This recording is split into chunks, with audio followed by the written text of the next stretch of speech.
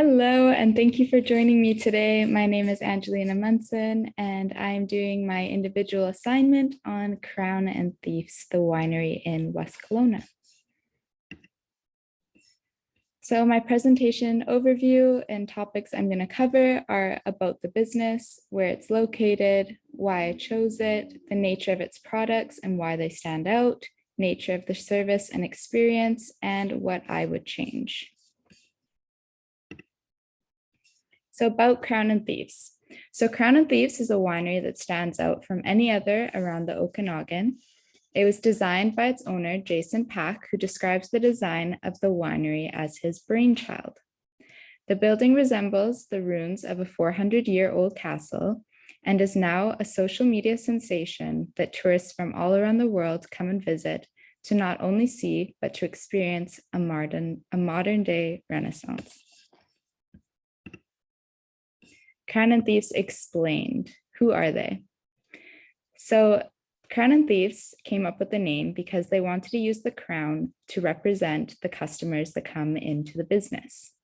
They say that their customers will be treated like royalty and everyone is accepted in the building. The Thieves is used as a representation of the wine and how it is made. They're very protective of how they make their wine, and they're very precise while they make it. How did it become? So Jason Parks, also property owner of Black Swift, The Hatch, and Truck 59 Cider, had a dream about opening something unique and extraordinary for his next venture.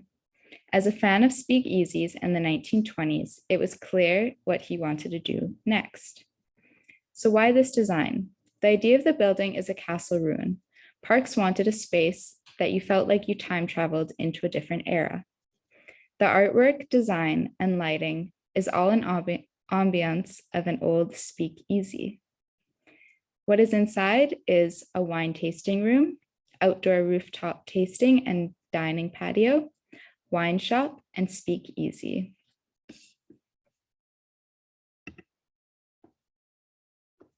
There are a couple of different experiences that guests can choose from. One of the really cool experiences that they have is a crown and tea. It is their high tea, but instead of tea, they actually serve their wine in teacups. And then here you'll find deals on small plates and liquid delights, featuring a teaser menu of the dinner service to come later.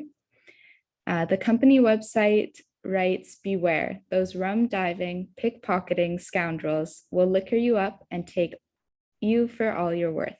Consider yourselves warned." And that goes along with the characteristics of the winery. They really like to bring back the old sayings like pickpocketers and rum diving and all that sort of stuff. You'll also see some of the staff dressed a little bit older and 1920s vibes. You'll see some of the old men will wear hats and things like that, sometimes suit and ties. Next is the restaurant that they had just opened of summer 2020. This is called Salt and Thieves, a collaborative restaurant with local favorite Salt and Brick chef James Holmes and the scoundrels of Crown and Thieves. Chef James was presented on the Food Network for his dining experience at Salt and Brick. He writes that he feels as though his style is fresh and creative and is brought with a new approach to dining in Kelowna. He says that he creates a new menu every morning from what is available seasonally. He says that he also pays close attention to detail and pairings in his own plate. And something very unique about him is he says that not all of his plates make sense on paper, but they always have an overwhelmingly positive taste and experience. As you can see the photos, he's a little bit a wild child, but he's an amazing chef. And I've had the chance to eat some of his food at Salt and Brick. I never got the chance when I was at the winery, but he's an amazing chef and his pairings are very delicious as well. So more than wine. These wines that they've created, they have 4 at the moment. 3 of them are sold out. However, one of them, the 2017, the Dimber and Damber, which is their main wine, and it is a red wine. It is very delicious, and I've got the experience to try all of these. My favorite was the Little Nipper Pinot Gris. And yeah, so they also have the 2020 Mr. Hicklebotham Chardonnay, Broken Wing Merlot, and then yeah, the Dimper Damper. So there's not many things that I would change about this winery. I think that it is a beautiful winery. I loved the experience. The people that worked there were all very polite, very nice. They built character throughout the whole thing. They also took us on a little bit of a tour around the building so you could see all around and see the beautiful artwork that they have, the ambiance. The speakeasy vibes were very beautiful, as well as we got to have our tasting on the rooftop. But some things that I would change were we didn't have a lot of space while we were in our tasting. We actually were sat right beside people. It was kind of loud and we didn't really get a very private experience. I also wish that we got a little bit more interaction with our server. That being said, it was still amazing. However, I would have loved to hear more about the winery. I learned lots just doing this project alone. I didn't know. And then the last thing is I would add more lighting.